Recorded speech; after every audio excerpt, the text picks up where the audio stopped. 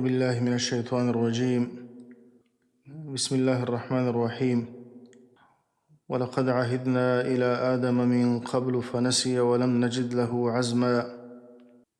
ولقد عهدنا او يقينا وصیت کړی و منګه او امر کړی و منګه الى آدم علیه السلام ته من قبل مخکې د دینه الله ورته امر کړی و چې د خاص ونې نه به خوراک نه کوي. فنسیه نو د آدم علیه السلام نه خبره هیره شوه. ولم نجد له عزما او موږ پیدا نه کړ د هغه دپاره عزما عزم. د فنسیه بعضې علماو دا معنی کړې چې دلته نسیان دلته مراد د نسیان نه هېرېدل دی چې هغه د ذکر ضد دی. نو دا د آدم علیه السلام دپاره یو قسم عذر وه. هغه چې د ونې نه خوراک وکړه د هغه نه د الله تعالی امر هیر شوی و. بیا د عزم معنا ده ولم نجد له عزما او موږ پیدا نه کړ د هغه دپاره عزم او اراده. او یا دا نسیه په معنا د ترکه دی ځکه د نسیان سره ترک لازم دی. فنسیه نو آدم علیه السلام د الله تعالی په دې عهد باندې عمل پرېښوده د ونې نه خوراک وکړه. ولم نجد له عزما بیا د عزم معنا ثبات و استقامت او صبر دی. ولم نجد له او پیدا نه کړ موږ د هغه دپاره عزما یعنی ثبات و استقامت د الله تعالی په امر باندې او صبر کول د خوراک د دې ونې نه د کومې ونې نه چې الله تعالی منع کړی و. وإذ قلنا للملائکة اسجدوا لآدم مخکې آیت کې اجمال و اوس الله تعالی تفصیل ذکر کوي د دې واقعې. وإذ قلنا للملائکة او کله چې وویلې موږ ملائکو ته اسجدوا لآدم سجده وکړئ تاسې آدم علیه السلام ته د احترام سجده او د تحیې سجده. فسجدوا نو ملائکو ټولو سجده وکړه الا ابلیس مگر ابلیس ابا انکار یې وکړه د سجدې کولو نه. نو الله تعالی آدم علیه السلام ته دا اوچت مقام ورکړه چې الله تعالی د ملائکو مسجود وګرځاوه او ابلیس سجده ونه کړه چې مخکې دا واقعه ذکر شوې ده.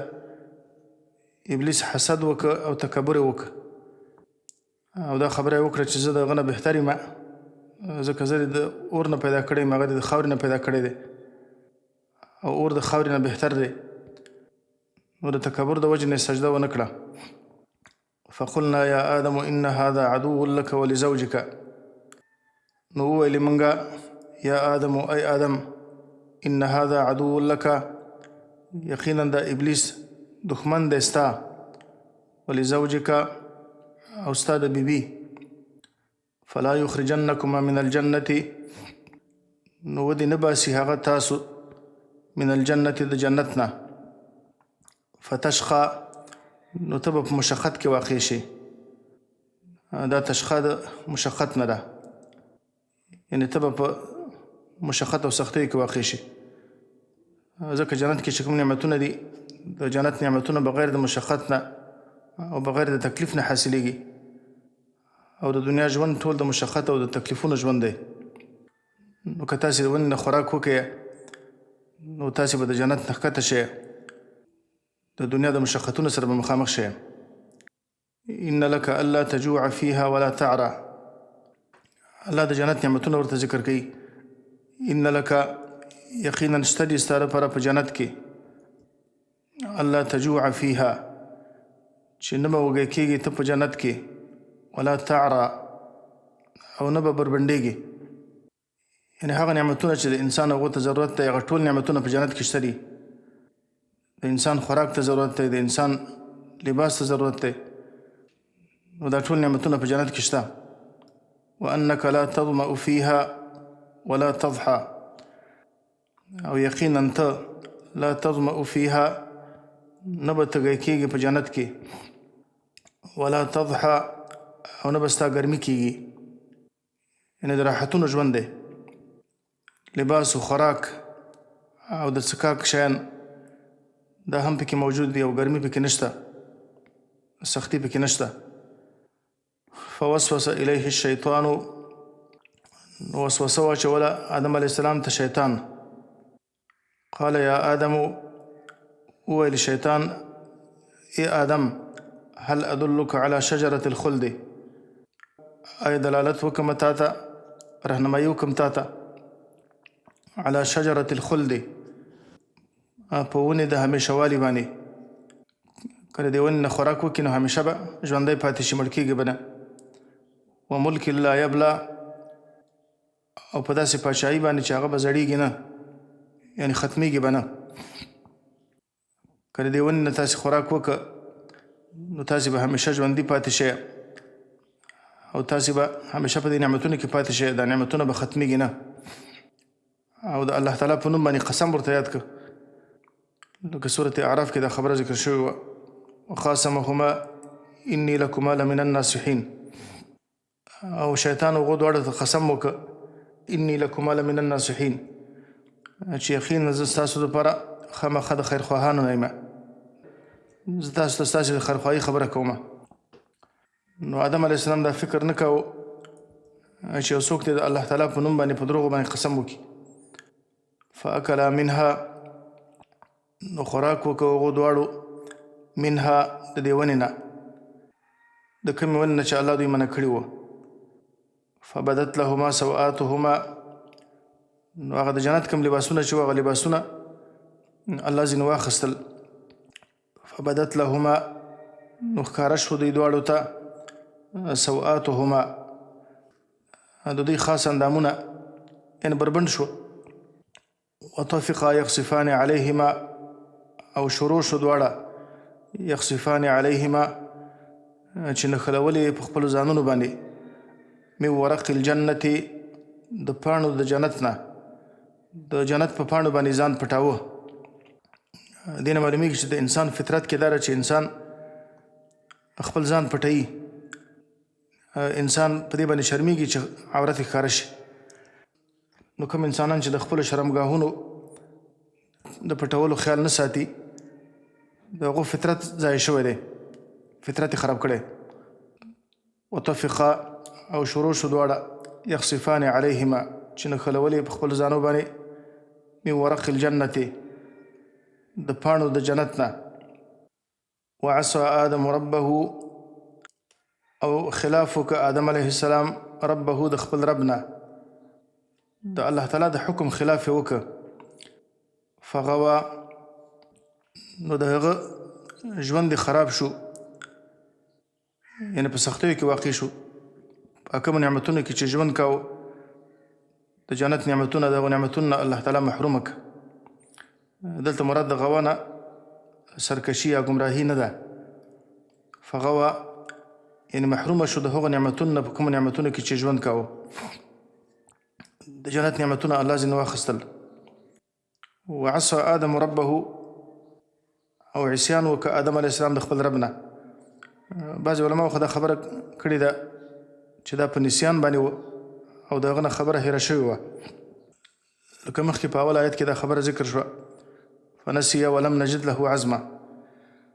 د آدم علیه السلام نه خبره هیره شوه ولم نجد له عزما، او موږ پیدا نه کړه د هغه دپاره عزم، یعنې دا کار یې په ارادي شکل باندې ونه کړه او دا یې په هیره باندې وکړه، خوراک یې په هیره باندې وکړه. لیکن دا چې شیطان هغو ته وویلې، لکه سورة اعراف کې دا خبره ذکر شوې وه چې ابلیس هغو ته وویلې ما نهاکما ربکما، تاسو نه یاستې منع کړي ستاسې رب عن هذه الشجرة، د دې ونې نه، الا ان تکونا ملکین، مګر دې لپاره که تاسې د دې نه خوراک وکړي تاسې به ملائک شئ، او تکونا من الخالدین، او تاسې به همیشه اوسېږئ په جنت کې، به همیشه اوسېږئ. نو هغه نه معلومیږي چې دا خبره ابلیس ورته کړې وه چې تاسې الله منع کړي یاستئ، نو دا خبره ځینې هیره شوې نه وه. نو کیدای شي اجتهادي خطا ځینې شوي چې هغو دا ګمان کړی چې الله تعالی موږ د خاص ونې نه منع کړي وو، کیدای شي الله ورته یو خاص ونې طرف ته اشاره کړي چې دینه خوراک مه کوئ. نو دوی دا ګمان کړی چې موږ الله تعالی د دې خاص ونې نه منع کړي یاستو، او حال دا چې الله تعالی د دې ونې د نوع نه منع کړي وو. که هغه هره ونه وه د هغې ونې تعین الله تعالی نه دی کړی، نو کېدای چې د اجتهادي خطا کې واقع شوي. یا الله تعالی دا خبره کړې ده وعصى آدم ربه، آدم علیه السلام د خپل رب د امر خلاف وکړه. دا چې دا خلاف په کومه درجه کې و، دا د ګناه کبیره په درجه کې نه دی، ځکه انبیا علیهم الصلاة والسلام د کبایرو نه معصوم دي. او بل الله تعالی د هغه توبه ذکر کړې ده. په دې کې انسانانو ته الله تعالی دا تعلیم ورکوي چې د انسان طبیعت دا دی چې انسان کله کله په خطا کې واقع کېږي، لیکن انسان د خطا نه وروسته باید الله ته توبه وباسي، لکه آدم علیه السلام چې الله ته توبه وایسته.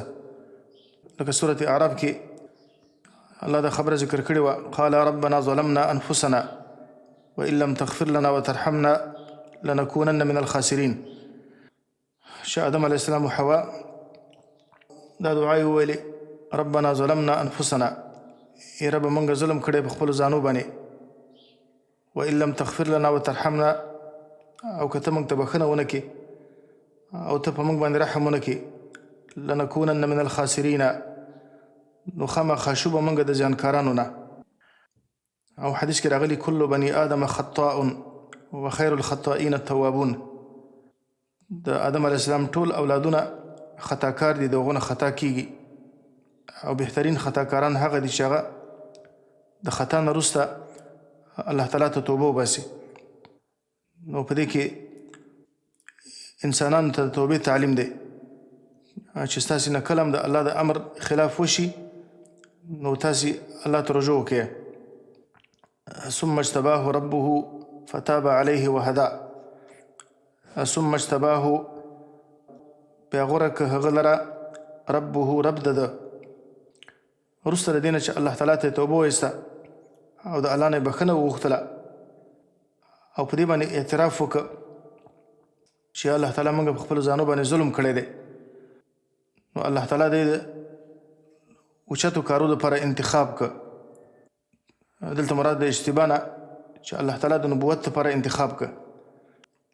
ثم اجتباه ربه، بیا غوره که هغه لره رب د اوچتو کارونو دپاره چې الله تعالی د نبوت دپاره انتخاب کړه. فتاب علیه، نو مهرباني وکړه الله تعالی په هغه باندې، الله د هغه توبه قبوله کړه. وهدا، او الله تعالی هغه ته کامل هدایت وکړه، الله هغه ته پوره هدایت وکړه.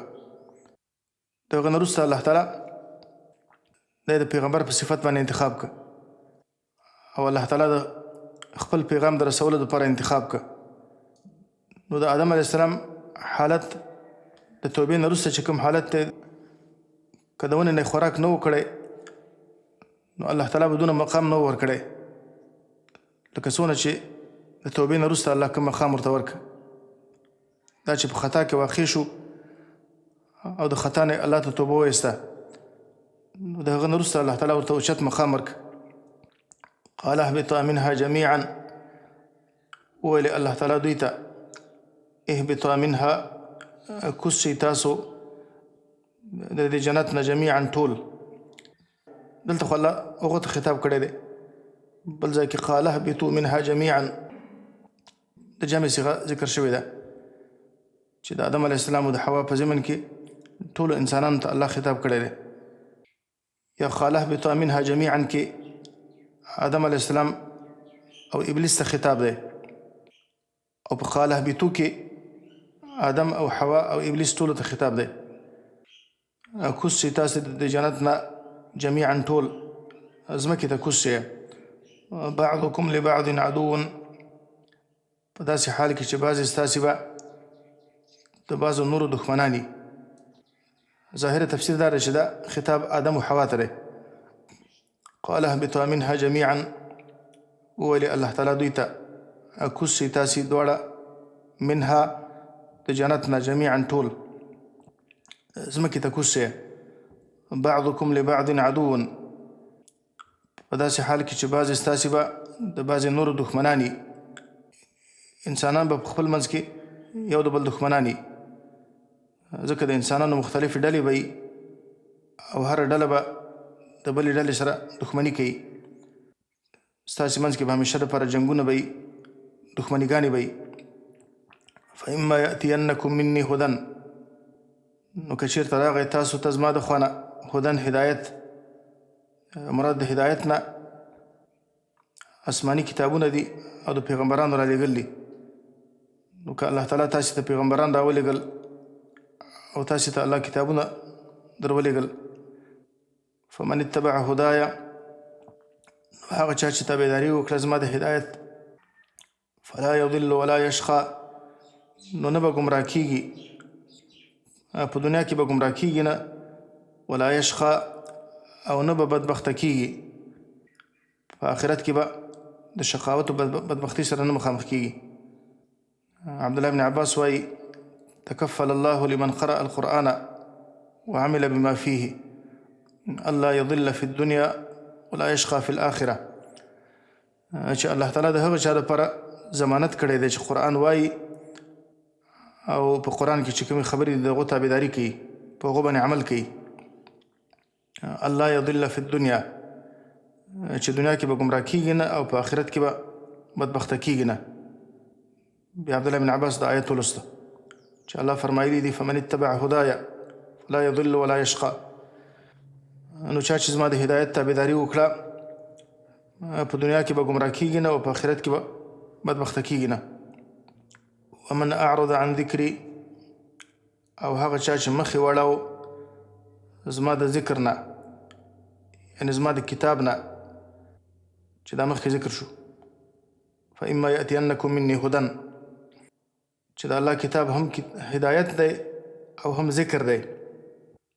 ذکر په دې معنی باندې چې انسانانو ته الله تعالی یادوي، انسانانو ته د هغو د ژوند مقصد ور یادوي، او هغه څوک چې اعراض یې وکړ زما د ذکر نه، یعنې په هغه باندې ایمان را نه وړ او د هغه تابعداري یې ونه کړه او په هغه باندې عمل ونه کړ، فإن له معیشة ضنکا، یقینا د هغه دپاره معیشة ضنکا، ژوند دی تنګ ژوند، تنګ ژوند په دنیا کې او دارنګه په قبر کې. دنیا کې تنګ ژوند دا دی چې په ژوند کې به اطمینان نه وي، په ژوند کې به سکون نه وي، سینه به یې همیشه دپاره تنګ وي. اگر چې ظاهرا هر څونه نعمتونه الله ورکړي، که الله ورته هر قسم لباسونه ورکړي، که الله ورته هر قسم خوراکونه ورکړي، الله ورته قصرونه ورکړي، د دنیا فراخه نعمتونه ورکړي، لیکن په ژوند کې به سکون او اطمینان نه وي.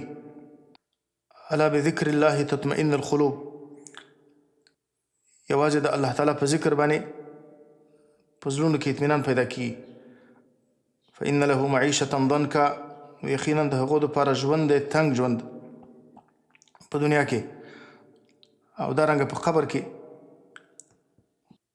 ونحشره یوم القیامة اعمى، او راپورته به کړو موږ هغه یوم القیامت، د قیامت په ورځ باندې اعمى، ړوند، الله به ړوند راپورته کړي، یا خو به دا ظاهري سترګې د هغه ړندې، یا دا چې د حجت او د دلیل نه به ړوند دي، لکه مخکې صورت بني اسرائیل کې هم دا خبره ذکر کړې وه.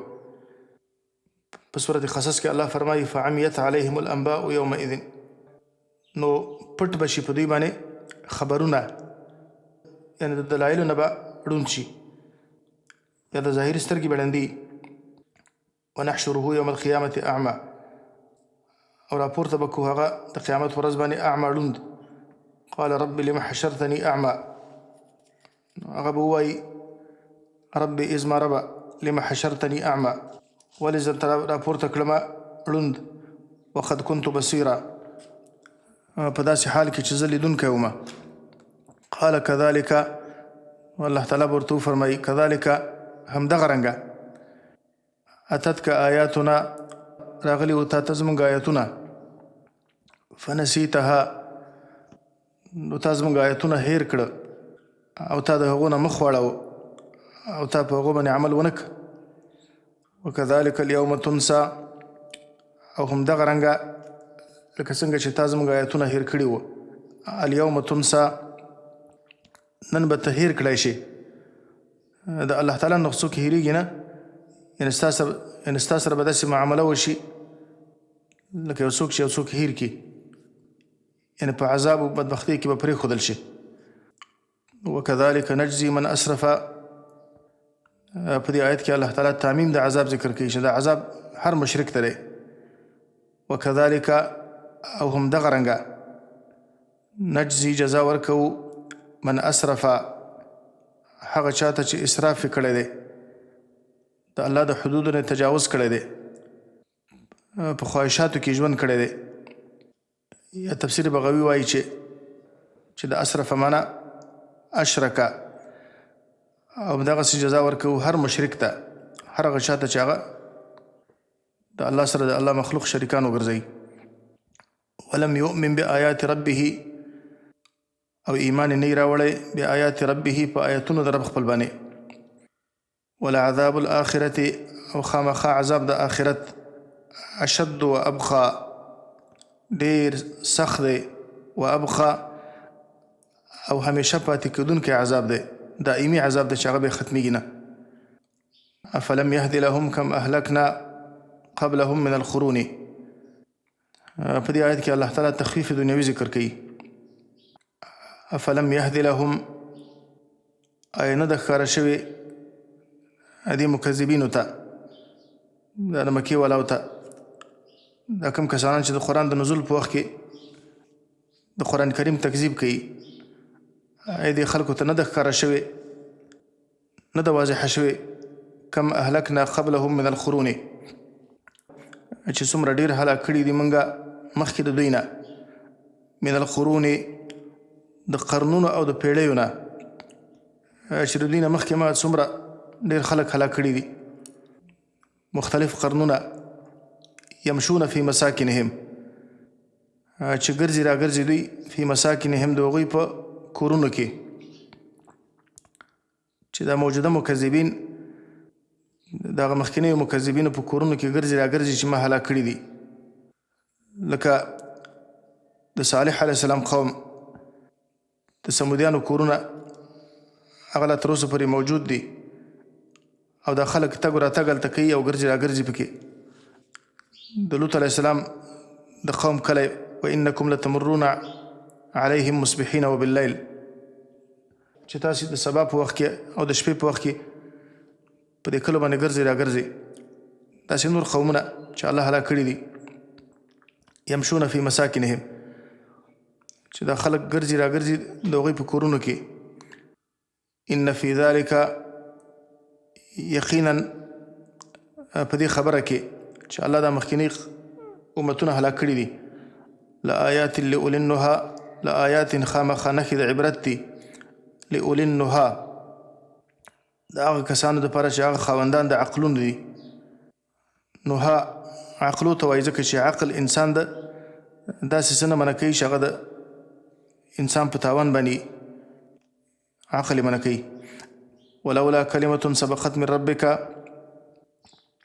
اوس په دې موجوده خلکو باندې ولې عذاب نه راځي؟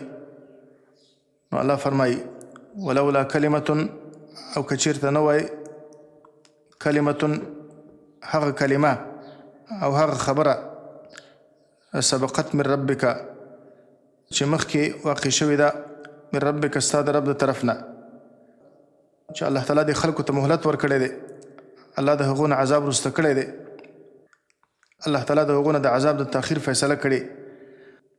لکان لزاما، نو خامخا وای به عذاب د الله تعالی لزاما د دوی سره به لازم و، دستي به الله تعالی دوی هلاک کړي وای، لیکن الله هغو ته د مهلت ورکولو فیصله کړې ده.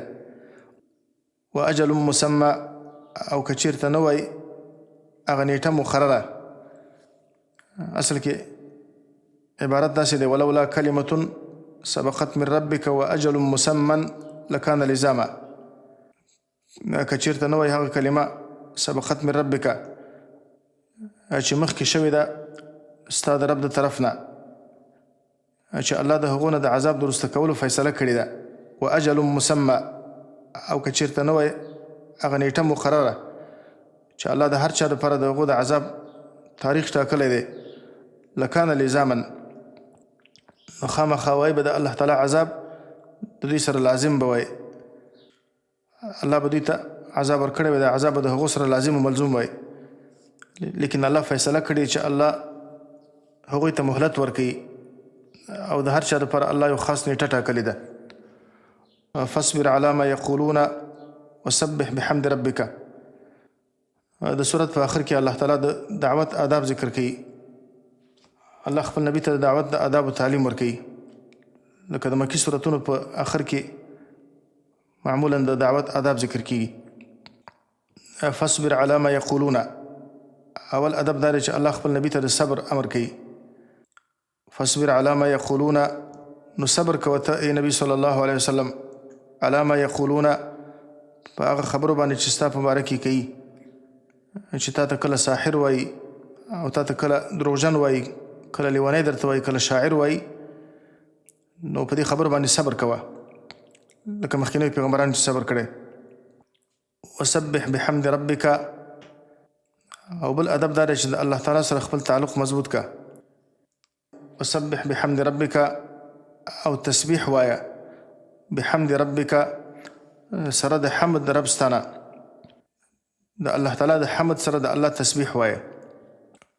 د سبح معنا دا ده چې د الله پاکي بیانوه، نو په سبح کې د الله تعالی صفات سلبیه ته اشاره ده، یعنی هغه صفات د الله تعالی چې د الله تعالی نه عیبونه او نقصانونه دا نفي کیږي.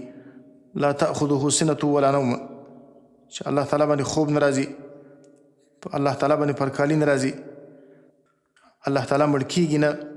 وتوکل علی الحي الذي لا يموت، په هغه الله تعالی باندې توکل وکړه چې هغه مړ کیږي نه، په الله باندې مرګ نه راځي. ان الله لا ينام ولا ينبغي له ان ينام، الله تعالی ودې کیږي نه او د الله دپاره مناسب نه ده چې الله دې وده شي.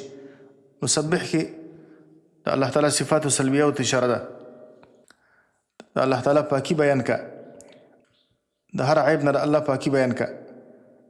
او بحمد ربک، په دې کې د الله تعالی صفاتو د کمال ته اشاره ده چې الله تعالی ته د ټولو صفاتو د کمال نسبت وکړه، چې الله په هر څه باندې عالم دی، الله په هر څه باندې قدرت لرونکی دی، الله هر څه ویني، الله هر خبره اوري. د الله صفات د کمال الله ته نسبت وکړه. وسبح بحمد ربک، او تسبیح وایه سره د حمد د رب ستانه. قبل طلوع الشمس، مخکې د راختلو د لمر نه. وقبل غروبها، او مخکې د غروب د لمر نه. یا مفسرین وایي چې دې کې 5 منځونو ته اشاره ده. قبل طلوع الشمس، مخکې د راختلو د لمر نه، د دې نه مراد د سبايي مونځ دی. وقبل غروبها، او مخکې د غروب د لمر نه، د دې نه مراد او په دې کې اشاره ده مازدیګر مانځه ته. ومن آناء الليل، او د ساعتونو د شپې نه، د شپې هغه ساعتونه چې هغه ورځې ته نږدې دي، چې دې نه مراد د ماښام او د ماخوستن مونځ دی. ومن آناء الليل، او د ساعتونو د شپې نه، فسبح، د الله تعالی تسبیح بیانوه، الله ته مونځ کوه. واطراف النهار، او په اطرافو د ورځې کې د الله تعالی تسبیح بیانوه. دې کې اشاره ده د ماسپښین مانځه ته، ځکه د ماسپښین مونځ دا د ورځې د آخر طرف ابتدا ده، چې دا ورځ نیمایي شي، نصف اول ختم شي، نصف ثاني د ورځې شروع کیږي، نو د ماسپښین مونځ دا د نصف ثاني په طرف کې واقع دی. لعلک ترضى، دې لپاره چې ته خوشحاله شې، دې لپاره چې الله تعالی تا ته هغه نعمتونه درکړي چې په هغو باندې ته خوشحاله شې. او دارنګه په سبح بحمد ربک کې عامو اذکارو ته هم اشاره ده چې په دې وختونو کې د الله تعالی ذکر کوه. ولا تمدن عینیک الی ما متعنا به ازواجا منهم، په دې آیت کې الله تعالی بل ادب ذکر کوي، الله خپل نبی ته بل ادب تعلیم ورکوي چې د خلکو مالو دنیا ته مه ګوره، تزهید فی دنیا الله ذکر کوي. ولا تمدن عینیک، او مه اوږدوه خپلې سترګې الی ما متعنا به، هغو نعمتونو ته متعنا به چې فایده ورکړې ده موږ په هغو سره ازواجا منهم قسم کافرانو ته منهم د دوی نه زهرة الحیات الدنیا چې دا ډول او زینت د ژوند د دنیا دی فقط لنفتنهم فیه دې لپاره چې امتحان کو موږ دوی فیه په دې نعمتونو کې د دې نعمتونو د وجه نه الله فرمایي چې هغو باندې امتحان کومه نو د دې کافرانو د نعمتونو ته مه ګوره دا چې کافرانو ته الله ډېر مالونه ورکړي دي الله ورته قوت ورکړی دی الله ورته امکانات ورکړي دي نو الله خپل نبي ته فرمایي چې دې شانو ته مه ګوره ورزق ربک خیر و ابقا ورزق ربک او رزق د رب ستا هغه حلال رزق چې الله تعالی تا ته درکوي په دنیا کې او هغه ثوابونه چې الله تعالی په آخرت کې درکوي تا ته نو خیر دا بهتر دي د دغو نعمتونو نه چې الله دې مکذبینو ته ورکړي دي و ابقا او هغه همیشه پاتې کېدونکي نعمتونه دي په آخرت کې چې کوم نعمتونه دي هغه همیشه پاتې کېدونکي نعمتونه دي وامر اهلک بالصلاة واصطبر علیها وامر اهلک او امر کوه خپل اهل ته بالصلاة په مانځه کولو باندې واصطبر علیها او صبر وکړه په دې مانځه باندې خپل هم په دې مانځه باندې کلک پاتې شه خپل اهل ته په مانځه باندې امر کوه او خپل هم په مانځه باندې کلک پاتې شه لا نسألک رزقا موږ سوال نه کوو ستا نه رزقا د رزق یعنې ته هم د رزق مسؤل نه یې ګرځولی نه د خپل ځان د رزق او نه د خپل اهل د رزق د هغو د رزق مسؤل د ځان د رزق او د هغو د رزق مسؤل ته نه یې نحن نرزقک موږ روزي درکوو تا ته او هغو ته یې امر کوو د رزق ذمهواري الله تعالی په خپله اخیستې ده تاسې خپله وظیفه سرته ورسوئ د کوم کار دپاره چې الله پیدا کړي یاستئ چې هغه د الله بندګي ده روزي الله تعالی درکوي هغه الله تعالی چې خپلو دښمنانو ته یې ورکوي نو خپلو دوستانو ته خامخا ورکوي والعاقبة للتقوى او نیک انجام چې هغه جنت دی للتقوى دا د تقوا دپاره دی یعنې د هغه چا دپاره دی چا چې تقوا اختیار کړه وقالوا لولا يأتينا بآية من ربه وقالوا او وای دا مکذبین لولا يأتينا بآية من ربه ولې نه راوړي موږ ته بآية من ربه یوه نښه او معجزه من ربه د خپل رب د طرف نه لکه مخکینیو پیغمبرانو ته چې به الله معجزې ورکولې ولې هغسې معجزه موږ ته نه پیش کوي مراد هغه معجزه ده چې موږ د ده نه غواړو چې دا پیغمبر موږ ته ولې هغه معجزه نه پیش کوي کوم معجزات چې موږ ځینې غواړو یا لکه مخکې دې صورت کې د موسی علیه السلام معجزات الله ذکر کړه ولې دغسې معجزات موږ ته نه پیش کوي اولم تأتهم بینة ما فی الصحف الاولى الله فرمایي چې دا قرآن کریم کامله معجزه ده آیا دا قرآن کریم د هغو دپاره بس نه دی اولم تأتهم آیا نه ده راغلي دوی ته بینة ما فی الصحف الاولى ښکاره بیان ما فی الصحف الاولى د هغه څه فی الصحف الاولى چې په مخکینیو کتابونو کې وه په تورات کې په انجیل کې په نورو کتابونو کې د قرآن کریم باره کې ښکاره بیان و چې الله تعالی به آخري پیغمبر رالیږي او هغه ته به الله تعالی قرآن ورکوي نو آیا دا قرآن د هغو دپاره کافي نه دی اولم تأتهم آیا نه ده راغلی دوی ته یا نه ده راغلی دوی ته بینة ما ښکاره بیان د هغو مضمون فی الصحف الاولى چې په مخکینیو کتابونو کې وه چې دا قرآن کریم د دې باره کې الله تعالی مخکینیو کتابونو کې ذکر کړی و ولو انا اهلکناهم بعذاب من قبله دا جواب د سوال دی چې دا مشرکان الله تعالی ولې نه هلاکوي چې دا مشرکان مخکې د دې نه هم د خلکو شرک کوه ولې الله تعالی نه هلاکول د پیغمبر د رالېږلو نه مخکې د قرآن د رالېږلو نه مخکې نو الله فرمایي چې دې لپاره مې دا قرآن راولېږه پیغمبر مې راولېږه چې د خلکو عذر ختم شي ولو انا اهلکناهم او که چېرته موږ هلاک کړي وای دوی بعذاب من قبله په عذاب سره من قبله مخکې د دې نه، یعنې مخکې د دې نه چې الله تعالی پیغمبر راولېږي او الله خپل کتاب راولېږي، لقالو نو خامخا ویلي به د خلکو د قیامت په ورځ باندې ربنا ای زموږ ربه، دا عذر به الله ته پیش کاوه، ربنا ای زموږ ربه لولا ارسلت الینا رسولا ولې نه رالېږه تا موږ ته رسولا پیغمبر فنتبع آیاتک چې تابعداري کړې وای موږ ستا د آیتونو من قبل ان نذل مخکې د دې نه چې موږ ذلیله شو په دنیا کې ذلیله شو په عذابونو باندې ونخزا او مخکې د دې نه چې موږ وشرمېږو په آخرت کې. یا الله تعالی تا موږ ته پیغمبر ولې نه رالېږه؟ یا به دې خلکو الله ته رابانه کوله چې الله تا خو موږ ته پیغمبر نه و رالېږلی، تا به موږ ته پیغمبر رالېږلی وی چې موږ ستا خبره منله که نه منله. نو الله د دې خلکو عذر ختموي، دې لپاره الله پیغمبران رالېږي، الله خپل کتابونه رالېږي، رسلا مبشرین ومنذرین لئلا یکون للناس علی الله حجة بعد الرسل.